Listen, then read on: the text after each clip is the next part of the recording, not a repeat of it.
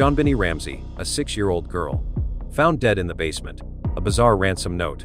No one ever called to collect. No signs of forced entry. No foreign DNA. Only the family was home, and her 9-year-old brother. Burke Ramsey, the last one to see JonBenét alive. His fingerprints on the pineapple.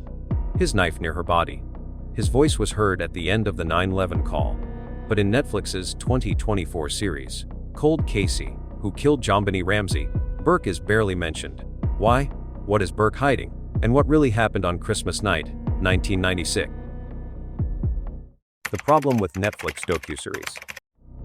In November 2024, Netflix released a true crime docuseries titled Cold Case: Who Killed JonBenét Ramsey, directed by Oscar-nominated filmmaker Joe Berlinger. The series, consisting of 3 episodes averaging an hour each, promised a deep re-examination of one of America's most haunting murder cases, the unsolved death of 6-year-old beauty queen JonBenét Ramsey. The docuseries aimed to correct past investigative mistakes, scrutinize the mishandling of the crime scene by the Boulder Police Department, and highlight how the media frenzy shaped public perception. Berlinger made it clear from the beginning, he did not believe the Ramsey family was guilty. Instead, he emphasized the need to use advanced forensic DNA tools to identify the true killer and clear the family's name once and for all. But the strangest thing about the series, Burke Ramsey, the only other person in the house that night aside from his parents, is barely mentioned. Despite being the last known person to see JonBenét alive, Burke's name is referenced briefly, without depth or context. There is no in-depth analysis of his behavior, his statements, or the physical evidence tied to him. For a series that claims to investigate the case from every angle, this omission stands out like a scream in a quiet room. What exactly was left out? For starters, the 9/11 call made by Patsy Ramsey has long been analyzed and reanalyzed. Enhanced audio reveals a third voice at the end of the call, a voice many experts believe is Burke's. If true, this directly contradicts the Ramsey parents' claim that Burke was asleep throughout the entire ordeal. Then there's the infamous bowl of pineapple, found on the kitchen table with Burke's fingerprints, and partially digested in JonBenét's stomach. This small, overlooked detail has raised big questions. Did Burke and JonBenét have a late-night snack? Did something go terribly wrong? More troubling is the red Swiss Army knife, Burke's knife, that was reportedly hidden by the housekeeper because he used it to whittle. That same knife was later found near JonBenét's body in the basement. No explanation has ever been provided. Equally unsettling are reports of Burke's disturbing behavior as a child, smearing feces on walls and candy boxes, showing signs of emotional detachment, and displaying unusual reactions during interviews. None of this is touched upon in the Netflix series. Nor does the series mention the defamation lawsuits filed by the Ramsey family against media outlets and experts who publicly suggested Burke's involvement. CBS, which produced a 2016 docuseries implicating Burke more directly, was sued by him for $150 million. That lawsuit ended in a confidential settlement. The message was clear: scrutinize Burke, and you may pay a heavy legal price. Perhaps that's why Netflix chose silence. Notably absent from the series are experts like Dr. Werner Spitz, who openly questioned Burke's possible role, FBI profiler James R. Fitzgerald, behavioral analyst Laura Richards, and forensic scientist Henry Lee. All of these individuals have, at different times, raised serious doubts about Burke. Instead, the Netflix production centers its narrative on an unidentified intruder theory and paints the family as victims of a media witch hunt. This editorial decision appears to be more than just an oversight. It's a deliberate choice, one possibly driven by legal caution, fear of controversy, or even pressure from the Ramsey legal team. Because let's face it, Burke Ramsey has become the eye of the storm. If he had appeared in the series, the backlash could have been immense. Ever since his unsettling 2016 appearance on Dr. Phil, where his constant smiling and vague answers alarmed many viewers, public suspicion toward him has only grown. If Burke speaks, people accuse him of lying. If he stays silent, people say he's hiding something. He can't win. And yet, The omission only fuels more questions. Why is a key figure in the case treated like a footnote? Why are his fingerprints on the pineapple, his knife near the body, his voice in the 911 call? And yet none of it matters to Netflix. If Burke is truly innocent, shouldn't he be the first to clear his name, not the last to be mentioned? Berlinger's filmmaking style is known for championing those he believes are wrongly accused. But in doing so, has he accidentally suppressed one of the most controversial angles of the case? Has the pursuit of a sympathetic narrative buried a vital lead? Critics argue that Cold Casey, Who Killed JonBenét Ramsey, fails to present any new evidence and leans heavily on disproving the intruder theory rather than exploring viable alternatives. And Burke's near total absence is the elephant in the room. This is not just a storytelling flaw, it's a hole in the heart of the investigation. At the very least, viewers deserve transparency. A mention of Burke's knife, a timeline involving the pineapple, an explanation for the third voice on the 911 tape. These are not minor facts, these are potential clues. In choosing not to address them, Netflix may have offered comfort, but not truth. So the real question becomes, if Burke Ramsey had nothing to hide, why is everyone so afraid to talk about him? And more importantly, if the story Netflix told was only half the truth, what's the other half they were too afraid to show? Because what comes next is everything they didn't dare to say. Red flag from the childhood. Burke Ramsey was the firstborn child of John and Patsy Ramsey, arriving 3 years before his younger sister, JonBenét. At 9 years old, during the time of JonBenét's death, Burke occupied a quiet, almost invisible space within the Ramsey household. The family lived in a large, multi-level home in Boulder, Colorado, where Burke's bedroom was located on the top floor. In contrast, JonBenét slept on the second floor, closer to the kitchen, living areas, and the center of attention. This physical separation mirrored the emotional and psychological distance within the family dynamic. Unlike his sister, Burke shied away from the spotlight. JonBenét was a child beauty pageant queen, adored by both the media and her parents, especially her mother, Patsy, who had once been a pageant queen herself. Patsy invested immense energy and time into grooming JonBenét for competitions, designing her costumes, doing her makeup, and planning rehearsals. The result was that much of the household's attention, resources, and energy revolved around JonBenét. Burke, by contrast, was often left alone, quietly retreating to his world of video games, computers, and Lego creations. Multiple reports and testimonials from those close to the family paint Burke as a boy who spent most of his time isolated. The housekeeper noted that he regularly played alone and did not engage much with family members or friends. This isolation was not just physical but emotional. Burke didn't seem to express feelings the way other children might. In an interview following JonBenét's death, he referred to her in a tone devoid of emotional connection, more like describing a character in a TV show than a sister he lived with. Psychological evaluations later described Burke as under-socialized. He had trouble sharing his thoughts and was not especially affectionate or emotionally expressive. This emotional flatness may have been a defense mechanism or a symptom of something deeper. Whether due to personality, parenting, or underlying psychological issues, Burke had clearly withdrawn from the social and emotional core of the Ramsey family. However, what raises further concern is that Burke wasn't just emotionally detached. He displayed a pattern of troubling and, at times, violent behavior well before the murder took place. One of the most widely discussed signs was his recurrent behavior of fecal smearing. Multiple sources, including the housekeeper and investigative reports, stated that Burke had a history of smearing feces on walls, bathroom surfaces, and even JonBenét's personal belongings. In one particularly disturbing account, feces were found smeared on a Christmas gift meant for JonBenét and on her bed. In child psychology, fecal smearing, also known as scatological behavior, is considered a major red flag.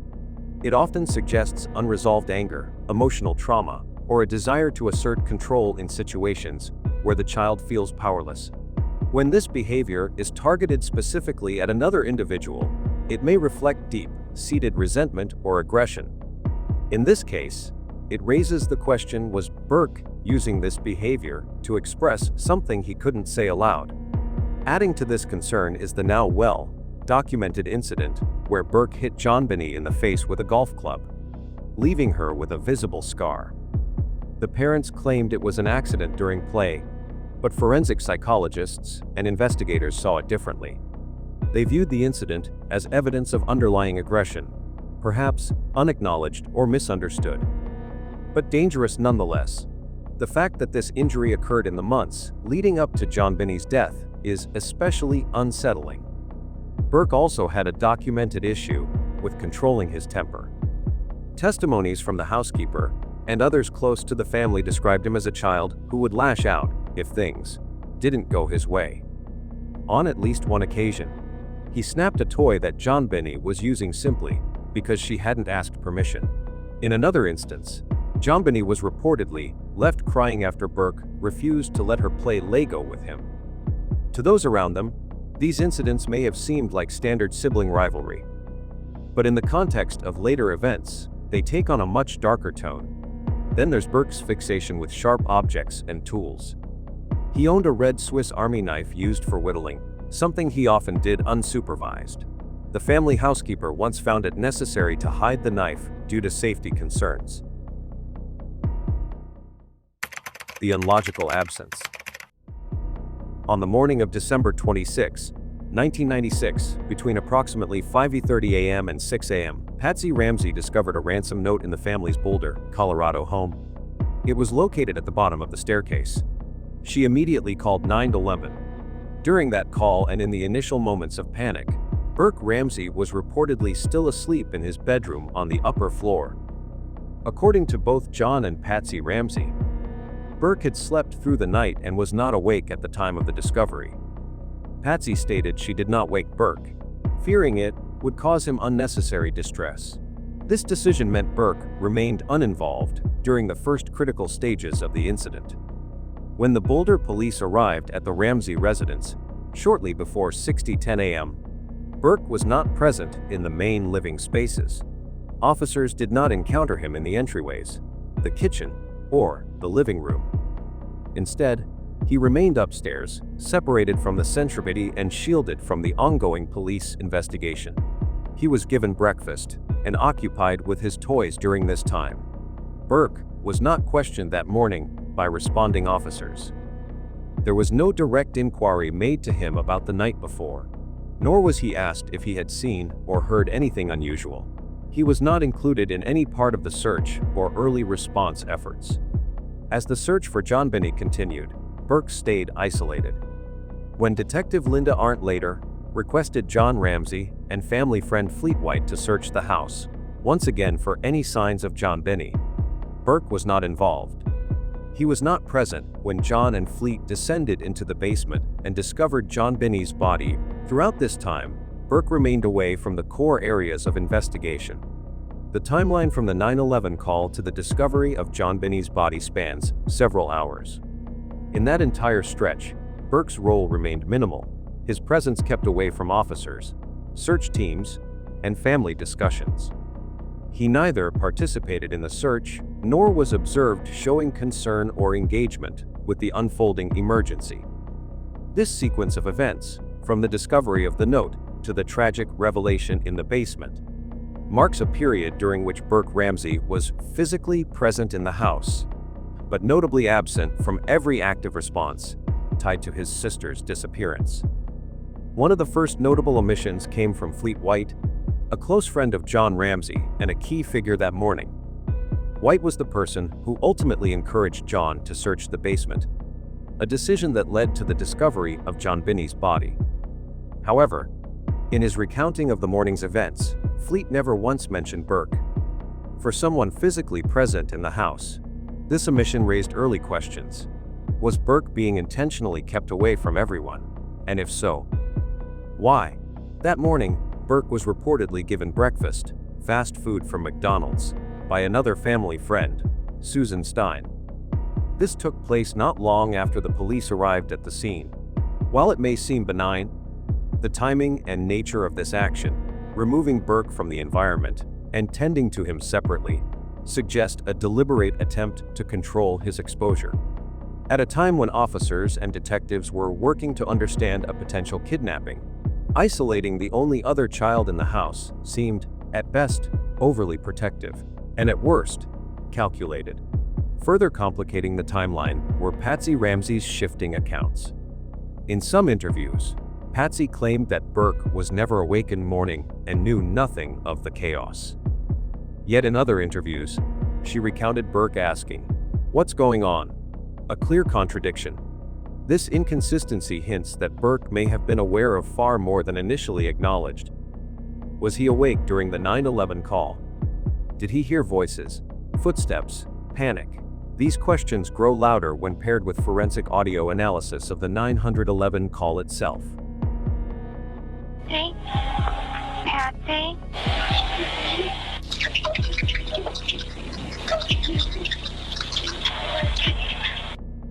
In the final seconds of the call, a 6-second audio snippet revealed what many experts believe to be three voices: Patsy, John, and a child, possibly Burke. Patsy is heard saying, "What did you do?" John says, "We're not speaking to you," and a faint child's voice responds. According to retired investigator James Kohler, author of Foreign Faction, internal reports suggested that the FBI deemed it highly probable that the child's voice was Burke's. Though this has never been officially confirmed or released publicly, the implication is significant. If Burke was speaking after the call ended, then he was awake and within earshot, contradicting his family's claims that he had slept through everything. For the fact that Burke was not formally interviewed by police and kept from investigators during the first 48 hours following the incident before being questioned in a controlled setting, accompanied by attorneys and child psychologists hired by the Ramseys. For law enforcement, this was highly irregular. In most missing child cases, every person in the home would be quickly and independently questioned, regardless of age. Burke's separation from the investigative process was a glaring deviation from protocol. The explanation offered by the Ramseys was consistent: they were trying to protect their son. But the degree of control exerted over his environment, his interactions, his statements, even his breakfast, suggests more than protection. It suggests orchestration. More broadly, the idea that Burke slept through the entire morning continues to be questioned. The Ramsey home was large but not soundproof. A 911 call was made. There were raised voices, movement, and crying.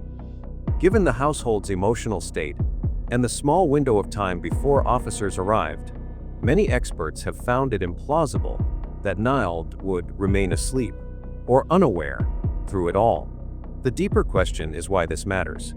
It matters because Burke's presence, or lack thereof, influences the timeline.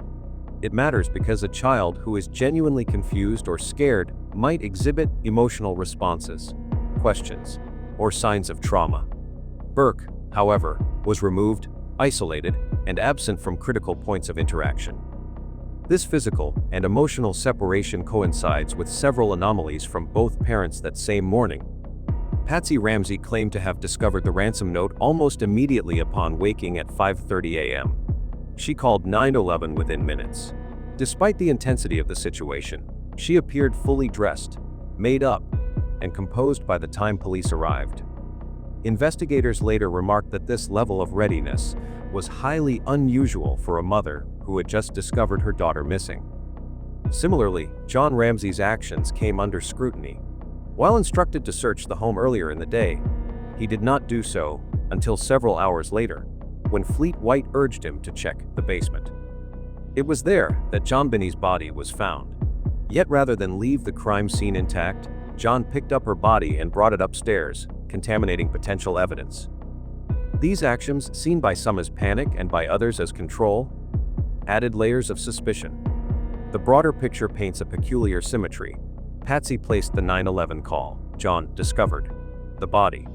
Burke slept and was then escorted away. Each person in the house had a defined role in the morning's timeline. Nothing overlapped. No one was frantic. No one contradicted the others in real time. For many investigators, this level of coordination appeared more like stagecraft than a spontaneous family emergency. What's more, despite the tragedy and chaos, the Ramseys showed remarkably composed behavior. No visible panic, no breakdowns, no desperate questioning police officers. They seemed to know exactly what to say, where to stand, and how to behave. For some, this pointed to a family trying to stay in control of a situation that had already spun out of control. Evidence. Around 1 p.m. on December 26, 1996, JonBenét Ramsey's body was discovered in the basement of the Ramsey home. The discovery was made by her father, John Ramsey, and his friend, Fleet White. They had been asked by Detective Linda Arndt to search the house one more time, and it was John who opened the door to the wine cellar and found JonBenét's body. Several pieces of physical evidence found after the body was located have been connected to Burke. One of the most scrutinized evidence is the bowl of pineapple found on the kitchen table. This seemingly innocuous item became one of the most discussed clues in the entire investigation. The bowl contained pieces of pineapple and milk, and Burke's fingerprints were found on it. Autopsy results showed that JonBenét had undigested pineapple in her stomach, strongly suggesting she had eaten it shortly before her death.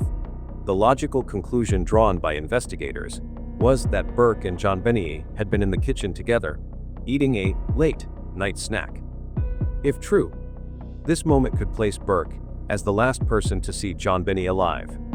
Despite the magnitude of this detail, it was notably downplayed in early reports and virtually absent from many media narratives. What complicates this further is Burke's own account, which claimed he had been asleep through the night and didn't wake up until after the police arrived. But the pineapple evidence tells a different story. Combined with the analysis of the 911 call where a child's voice, likely Burke's, was heard in the background, saying, "What did you find?" It suggests he may have been awake, aware, and possibly present during some of the most critical moments. Moving on to the basement, where JonBenét's body was eventually discovered, investigators found more unsettling signs. Traces of human feces in the area near where the body lay. While this detail was not part of the official forensic report released to the public, multiple sources and former detectives have noted its presence. The relevance to Burke. Prior incidents involving fecal smearing. The discovery of feces in the basement, so close to the body, is therefore not merely disturbing, but potentially illuminating. Although no direct forensic link was made between Burke and that specific feces, the circumstantial overlap is hard to ignore, especially when considered alongside the pineapple and the red pocket knife. And the knife, the pocket knife, small, red, and used by Burke for whittling, was found on the floor near JonBenét's body. The family's housekeeper had previously hidden the knife due to concerns about Burke's obsession with it and the possibility of injury.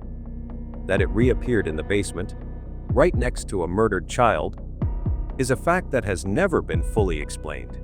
Authorities have not suggested that the knife was used as a weapon, but again, its presence in such a sensitive and incriminating location raises more questions than it answers. Then, there's the flashlight, a black maglite flashlight found in the house that many experts believe could have caused the head injury found on JonBenét. The size, weight, and blunt surface of this flashlight matched the depressed skull fracture visible in the autopsy. It was wiped clean of fingerprints, suggesting deliberate effort to remove evidence. While there is no proof that Burke wielded it, it's known that he often played with flashlights, and the flashlight was found in an area he had access to. Lastly, it is striking that the physical evidence found on JonBenét Ramsey's body were two small circular abrasions that would come to fuel one of the more controversial theories in the case. These marks, located on her lower back and near the neck area, were initially theorized by some investigators to be caused by a stun gun.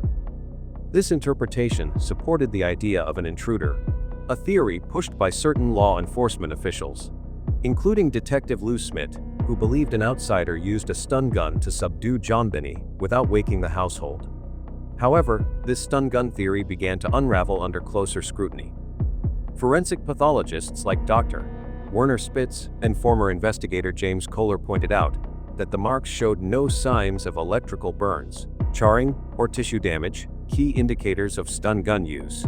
Instead, the wounds were clean, consistent in diameter, and matched almost exactly the spacing between the metal prongs of a toy train track.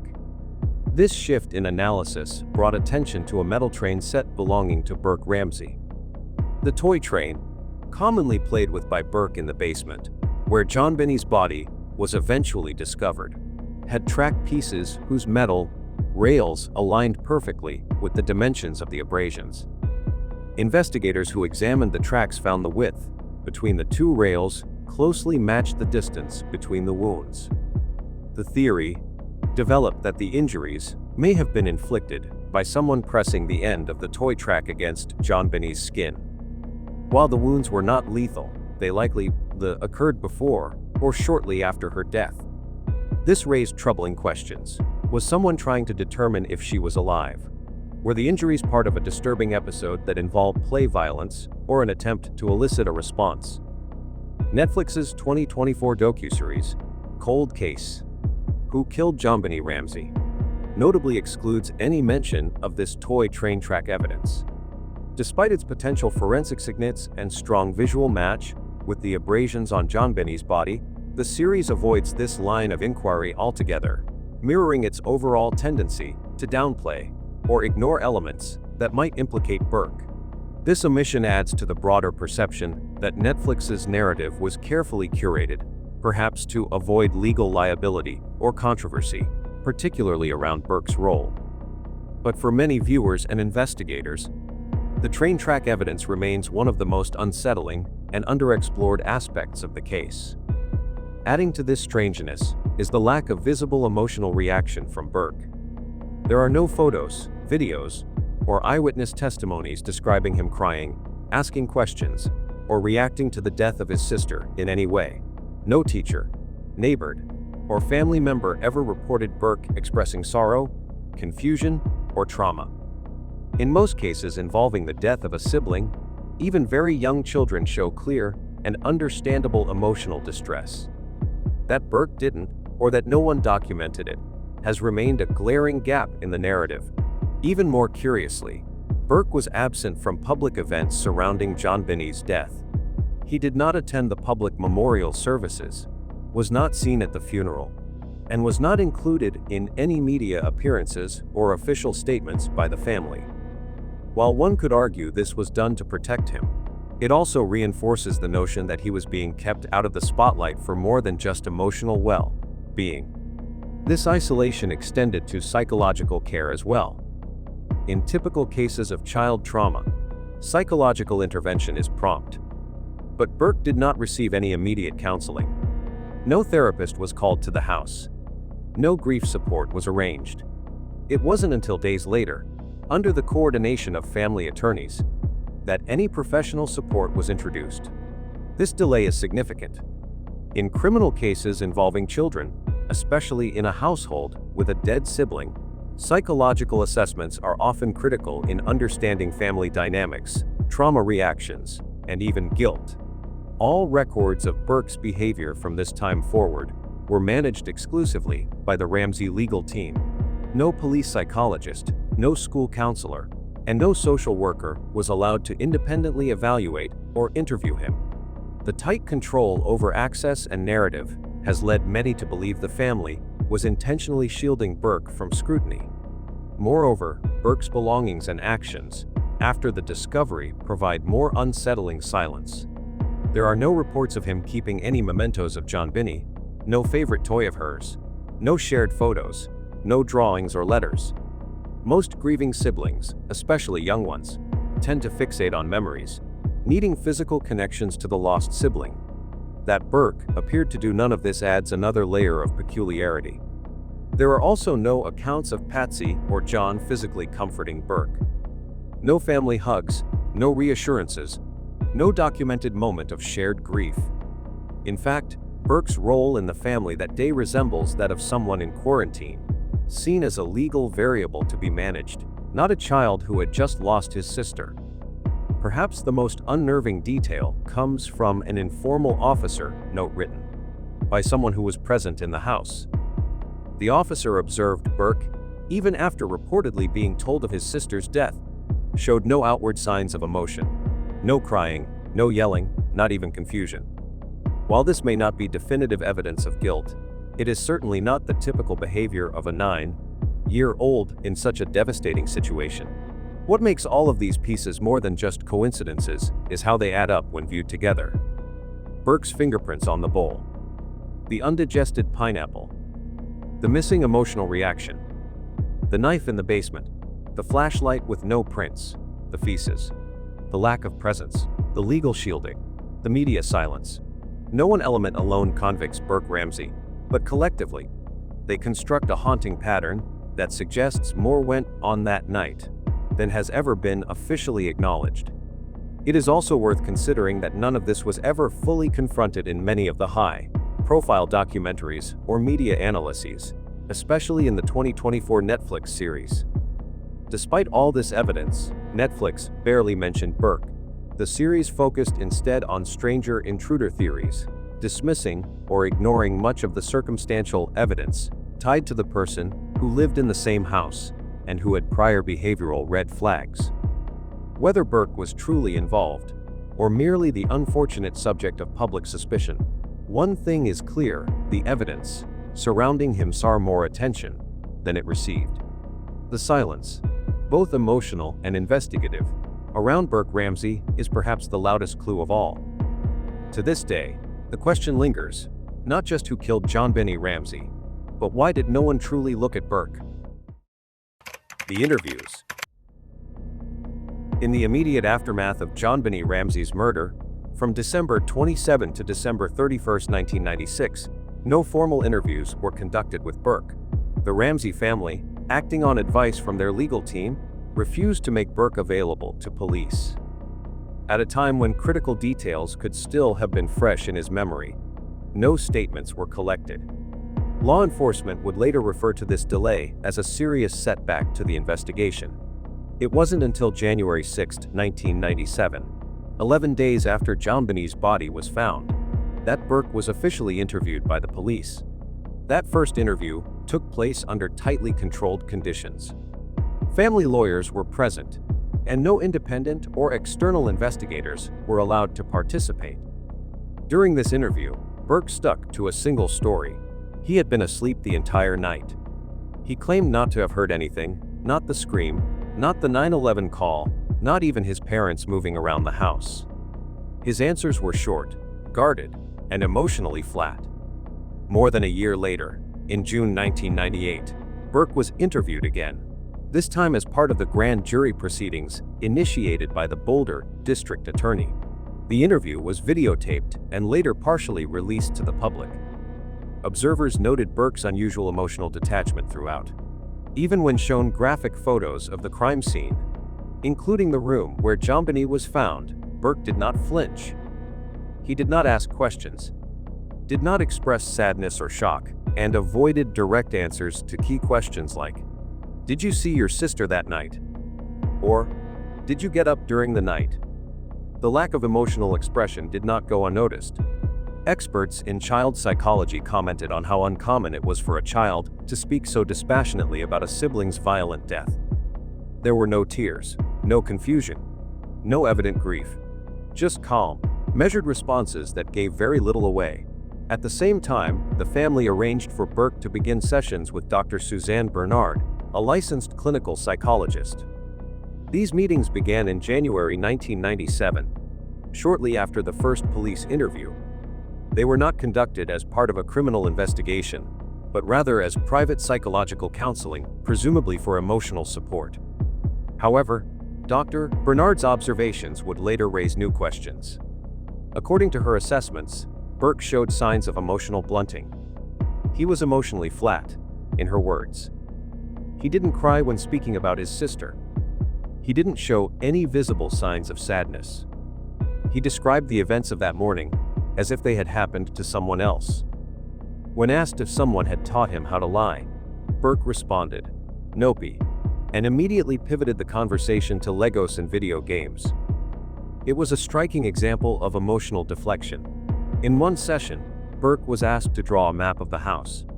He did so in remarkable detail, even including the wine cellar in the basement, the very room where JonBenét's body was found. This raised eyebrows because the family had claimed Burke had never been in that room before. It contradicted his earlier claim of having no awareness of the events that unfolded that night. Even more disturbing was Burke's response to a question about the meaning of death. When asked what it meant that JonBenet had died, Burke said simply, "If someone's dead, you bury them. That's what you do."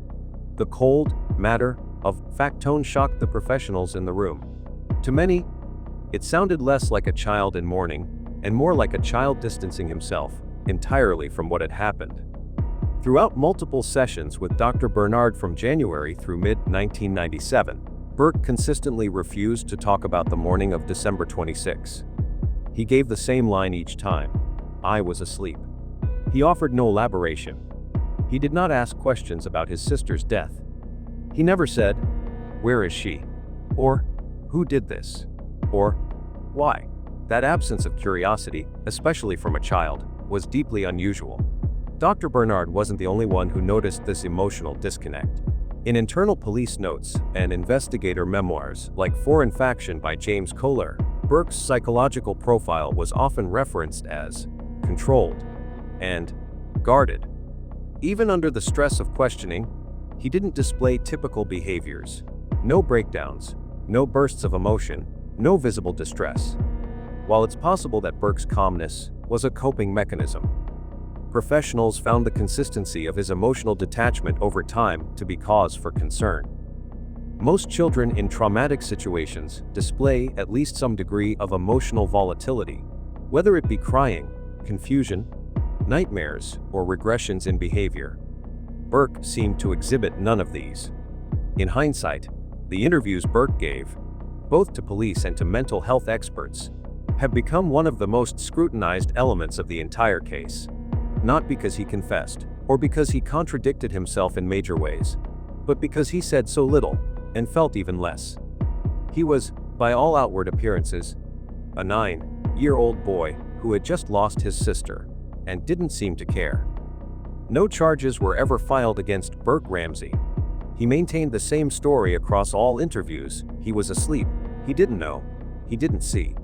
And in the years that followed, that silence became his signature. Even when he appeared in public decades later, the emotional distance remained. The interviews reveal not only how Burke answered, but also how much remained unanswered. In September 2016, nearly 20 years after the murder of his younger sister JonBenét Ramsey, Burke Ramsey broke his long-held silence. For the first time, he agreed to speak publicly about the case in a multi-part interview series aired on The Dr. Phil Show. This exclusive segment was timed to coincide with the 20th anniversary of JonBenét's death and became one of the most controversial media moments of the year. The interview was pre-recorded and carefully structured.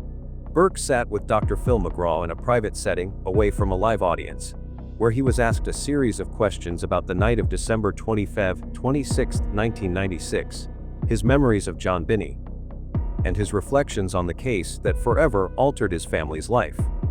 Some segments of the conversation were shown as part of a broader studio discussion hosted by Dr. Phil, who also shared his own psychological observations of Burke's behavior throughout the taping process. Burke's stated reason for coming forward was simple: he wanted people to know the truth. He denied any involvement in his sister's death and insisted that he had spent the entire night sleeping, unaware of the chaos unfolding around him. He said he had remained silent for so long because his parents advised him to avoid the media. Burke claimed that now, as an adult, he wanted to clear his name and put the rumors to rest. But it wasn't just Burke's words that drew attention. It was how he said them. Throughout the interview, Burke frequently smiled, even while describing traumatic or tragic events. This smile, described by some as unsettling, became a focal point for critics and viewers. When Dr. Phil directly addressed it, Burke explained that he had always been a happy person. And that the interview made him nervous. He admitted he was anxious, and that talking about JonBenét stirred uncomfortable emotions. Dr. Phil himself later suggested that Burke might suffer from social anxiety disorder, which could explain his unusual facial expressions and body language. During the interview, Burke answered a series of hard-hitting questions. When Dr. Phil asked directly, "Did you kill your sister?" Burke replied without hesitation, "No." He also denied ever hitting JonBenét with an object or behaving violently toward her. He reiterated that never heard anything unusual the night JonBenét was murdered, not the 911 call. Not any shouting, not even his parents' panic. Still, many viewers found Burke's demeanor deeply puzzling. Analysts in the fields of body language, psychology, and true crime media were quick to dissect the interview. Experts noted that Burke's emotional reactions appeared disconnected from the gravity of the subject. His eye movements and hand gestures often didn't match his speech. He sat stiffly, with a posture that suggested discomfort and defensiveness. His smile, which rarely faded, seemed inappropriate when paired with his flat recounting of his sister's death. This dissonance sparked a wave of reactions online. While some viewers saw a shy, awkward man struggling to express himself in a high-pressure situation, others saw signs of emotional detachment, or worse, deception. The Dr. Phil show's older demographic, particularly viewers aged from 45 to 65, were reportedly split. Some sympathized with Burke, seeing him as another victim of a brutal crime and decades of public suspicion. Others viewed the interview as a calculated media move, scripted and controlled by lawyers, to rescue Burke's image in the face of mounting public scrutiny. Indeed, the timing of the interview was no coincidence.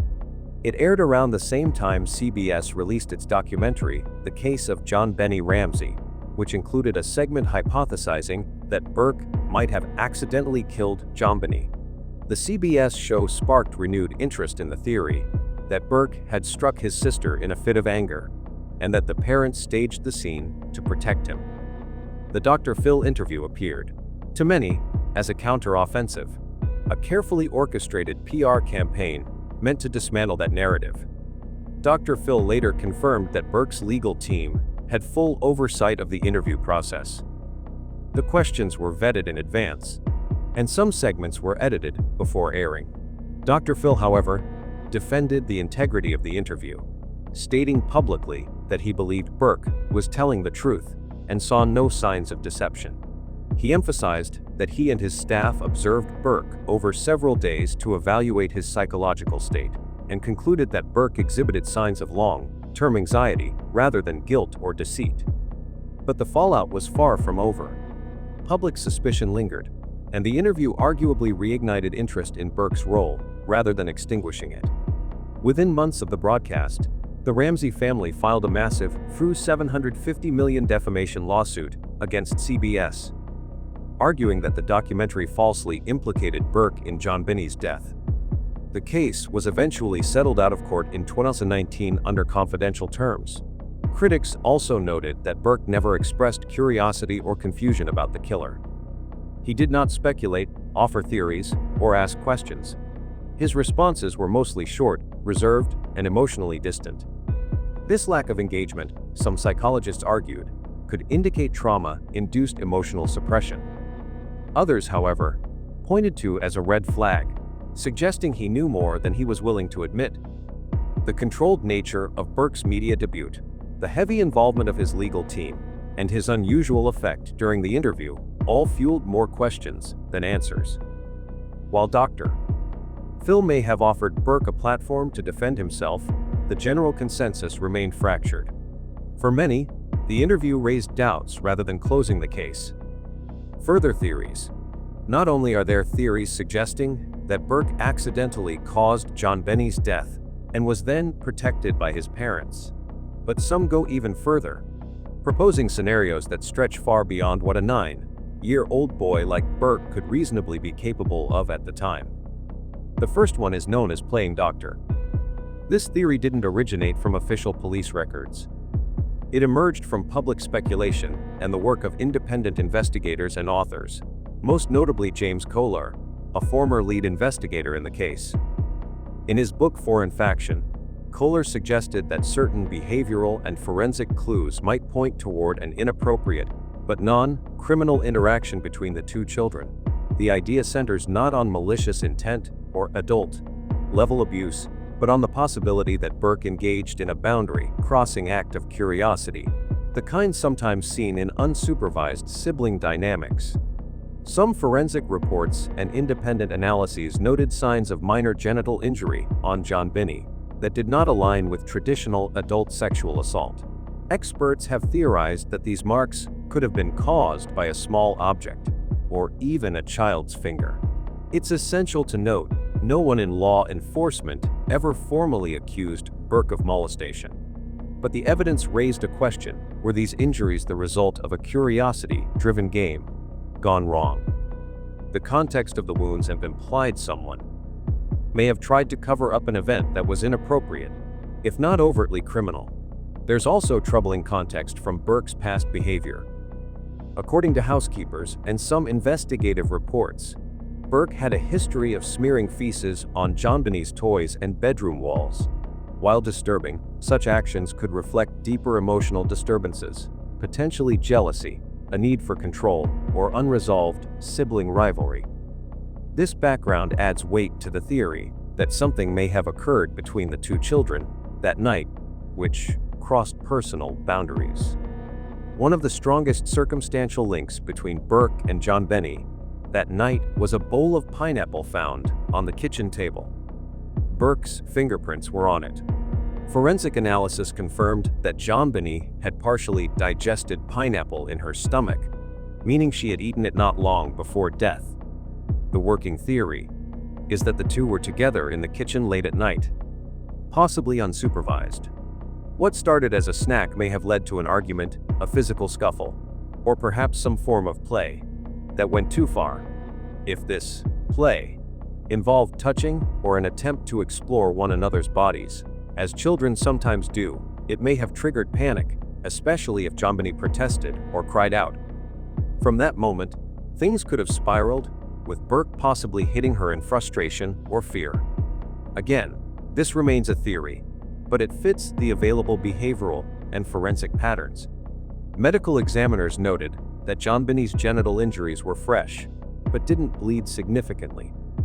That detail alone made many experts question whether the injuries came from a violent adult attacker. They believed it was more likely that the damage was caused by a smaller, less forceful object, possibly applied unintentionally or without understanding the harm it could cause.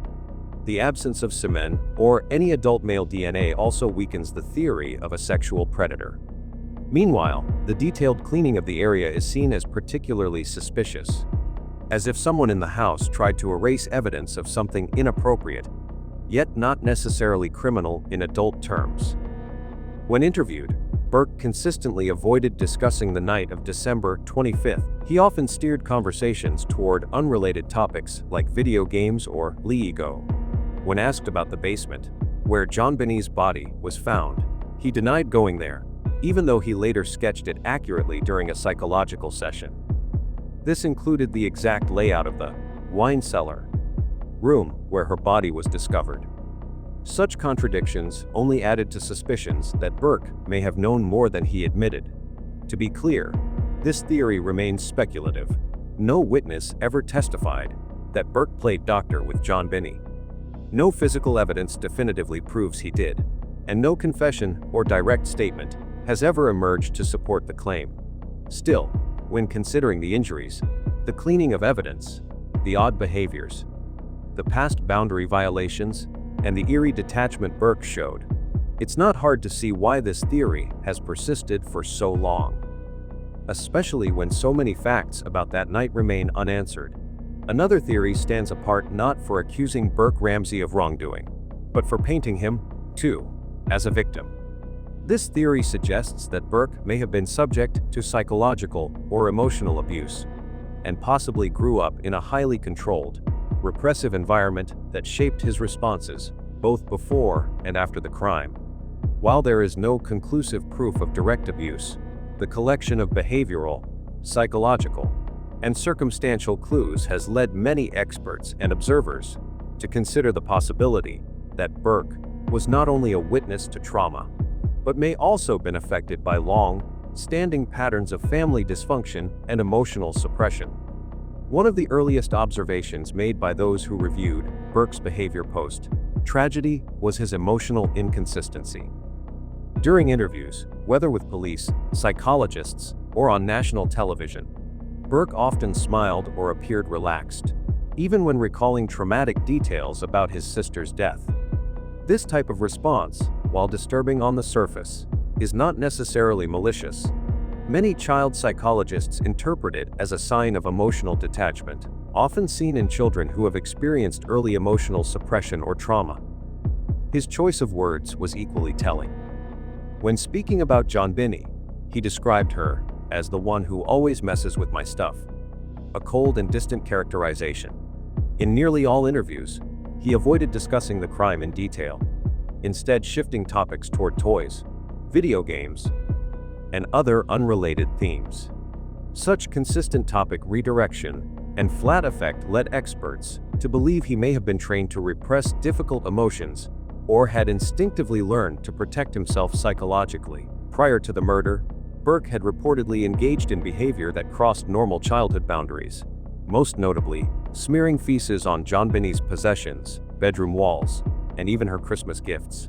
Some psychologists argue this boundary violating behavior could be a symptom of a child replicating what they had experienced.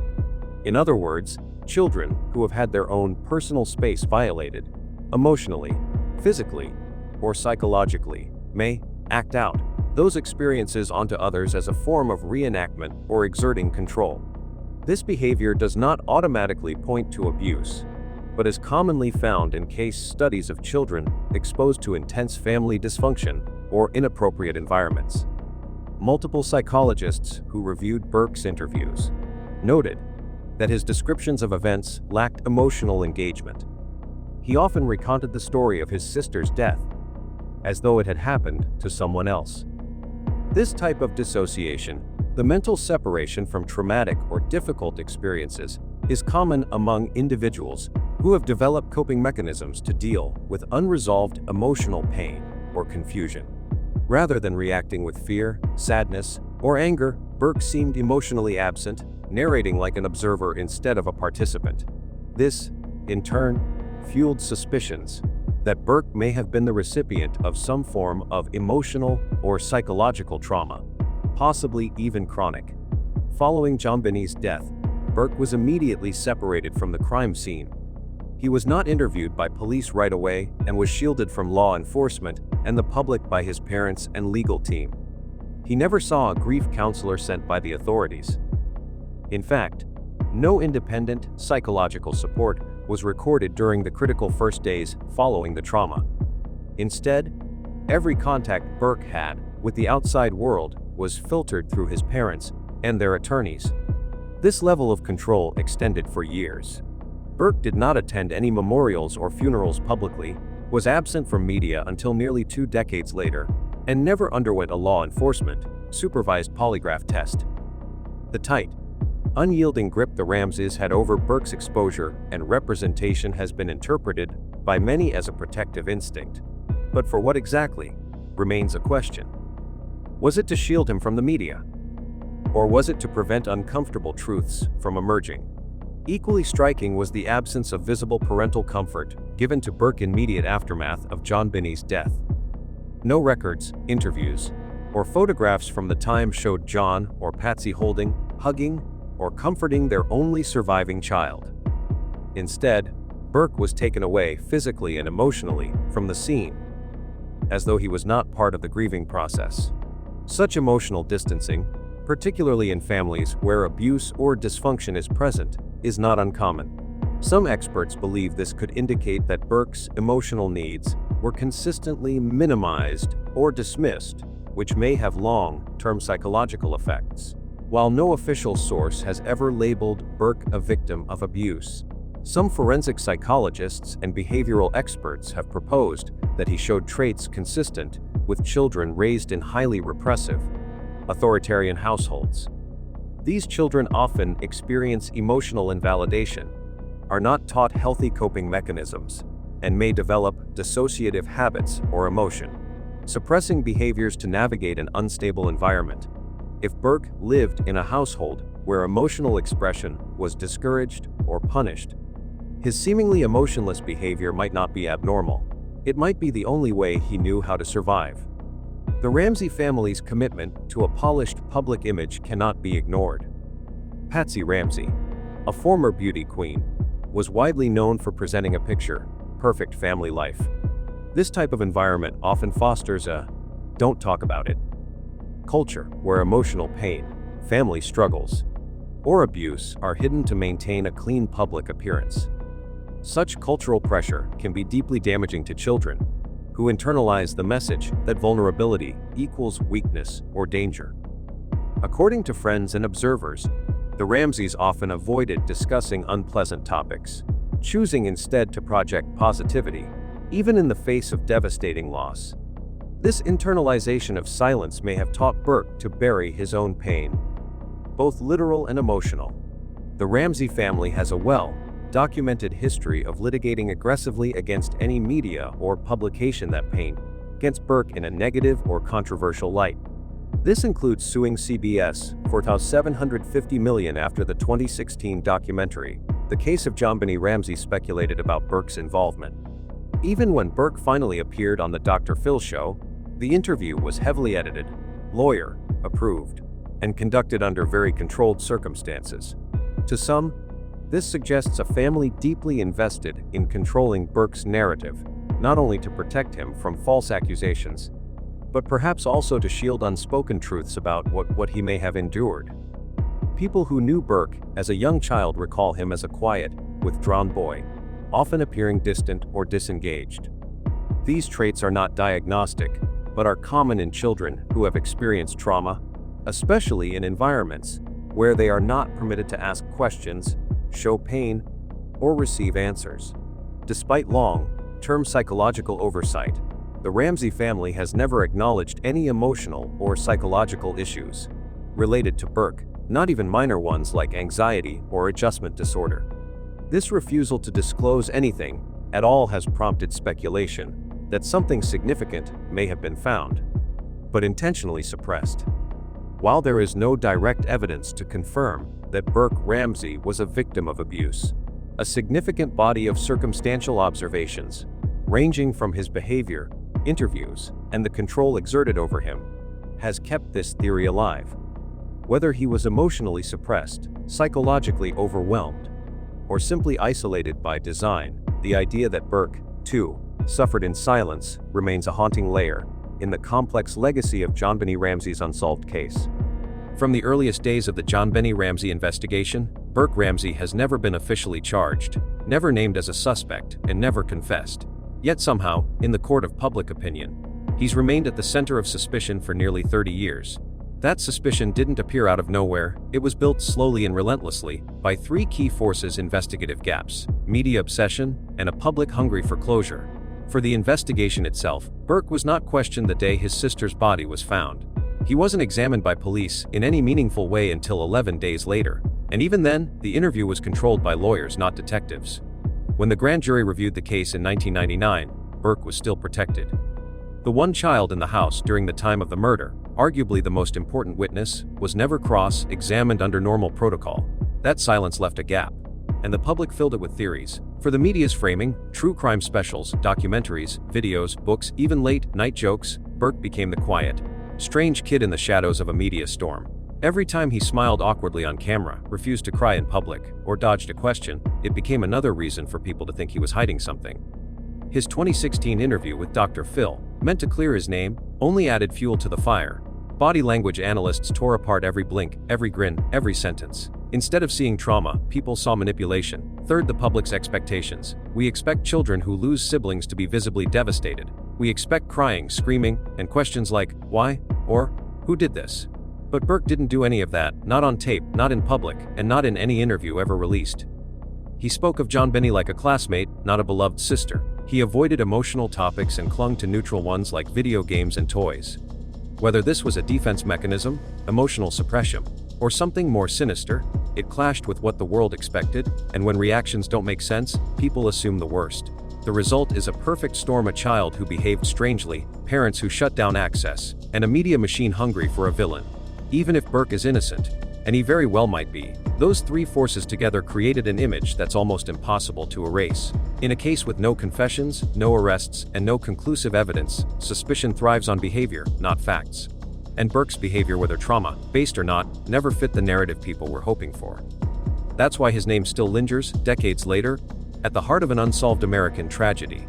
The JonBenét Ramsey case stands as a haunting example of how tragedy, media, and public suspicion can intertwine and spiral. It showed us what happens when an investigation fails. At the very beginning, the crime scene wasn't secured, key evidence was disturbed, and law enforcement teams were divided. From that point on, the truth became harder to reach. We also learned how damaging public speculation can be. Burke Ramsey, only 9 years old, became a suspect in the court of public opinion for decades, not because of direct evidence, but because of how he acted, what he said, or didn't say. The media turned the case into a spectacle, often blurring the line between information and entertainment. Most importantly, the case taught us to look deeper at how we handle child trauma. Whether Burke was a victim, a witness, or just a grieving brother, the system offered him little protection from suspicion, scrutiny, or isolation. In the end, the JonBenét case is a reminder that justice isn't just about finding a killer, it's about protecting the innocent, honoring the dead with truth, and resisting the urge to turn pain into spectacle.